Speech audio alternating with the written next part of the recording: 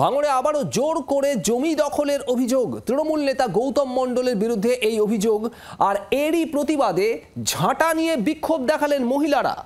দখল হওয়া জমিতে লাগিয়ে দেওয়া হয়েছে ব্যানার। ভাঙড়ের এই ঘটনা, স্থানীয় তৃণমূল নেতা গৌতম মণ্ডল, তার বিরুদ্ধে জমি দখলের অভিযোগ তুলেছেন স্থানীয় মহিলারা। শুধু অভিযোগ তোলা নয়, একেবারে ঝাঁটা নিয়ে বিক্ষোভ দেখিয়েছেন স্থানীয় মহিলারা।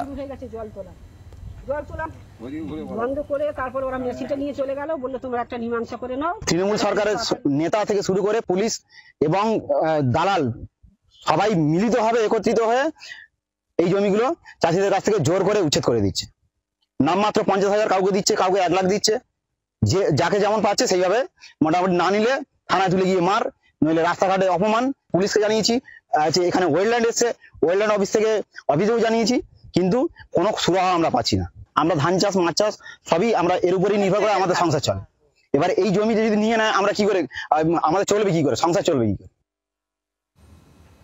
প্রসেনজিৎ সর্দার আমাদের প্রতিনিধি রয়েছেন। প্রসেনজিৎ, এই স্থানীয়রা তো মারাত্মক অভিযোগ তুলছেন, তৃণমূলের নেতারা পুলিশের সঙ্গে যোগ সাজসে এভাবে জোর করে জমি দখল করছে।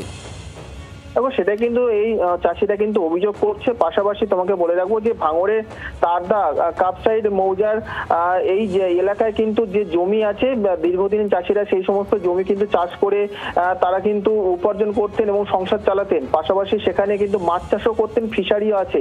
এবং সেই সব জমি বামেরা একটা সময় তাদেরকে দিয়েছিলেন, যেহেতু সেই সব জমি ওয়েলল্যান্ডের জায়গা।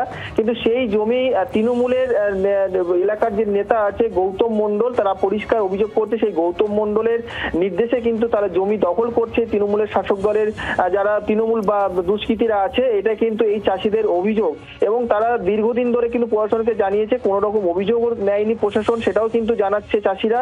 এবং তার জন্যই কিন্তু তারা রাস্তায় নেমেছে, বিক্ষোভ দেখাচ্ছে। মহিলারা ঝাঁটা হাতে কিন্তু রাস্তায় বিক্ষোভ দেখায়। তাদের যে অভিযোগ সেই ব্যানারে কিন্তু লিখে সেই জমির উপরে কিন্তু তারা মেরে দিয়েছে। এবং তারা জানাচ্ছে যে তৃণমূলের দুষ্কৃতীরা এই জমি জোর জবরদস্ত দখল করছে এবং দীর্ঘদিন ধরে তারা চাষ করে আসছিল। এবং এই বিষয়ে কিন্তু তৃণমূলের নেতার তরফ থেকে কোনো প্রতিক্রিয়া পাওয়া যায়নি। শুভদীপ, তৃণমূলের তরফে কোনো প্রতিক্রিয়া পাওয়া যায়নি। প্রসেনজিৎ, তুমি আমাদের সঙ্গে থাকো। আপনাদের আরও একবার জানাবো, ভাঙড়ের এই ঘটনা, যে ছবি আপনারা দেখছেন, স্থানীয় মানুষ, বিশেষত স্থানীয় মহিলারা, তারা বিক্ষোভ দেখিয়েছেন। অভিযোগ, জোর করে তাদের জমি কেড়ে নেওয়া হচ্ছে, যে জমি তাদের উপার্জনের একমাত্র উপায়। সেখানে চাষ করে, মাছ চাষ করে, সবজি চাষ করে তারা উপার্জন করেন, সেই জমি কেড়ে নেওয়া হচ্ছে। তৃণমূল নেতারা, মূলত গৌতম মণ্ডল স্থানীয় তৃণমূল নেতা, তার বিরুদ্ধে অভিযোগ।